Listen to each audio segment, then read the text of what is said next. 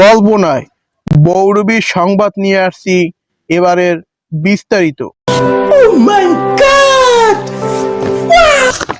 ঠিক মতন বৌরবী দোকান দিতে পারছে না শরীয়ত ভাই। বলেন কি?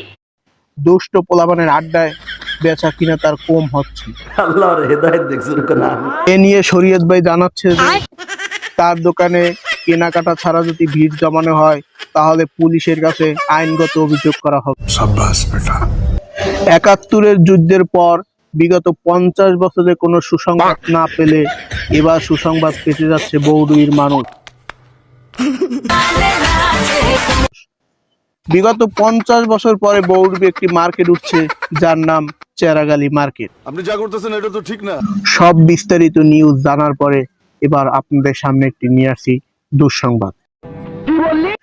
এই দুঃসংবাদটি হলো হোগলাবুনিয়া মানুষের জন্য। সঠিক বলেছেন। এই রাস্তাঘাটে হাঁটতে গেলে দেখা মেলে মানুষের গু।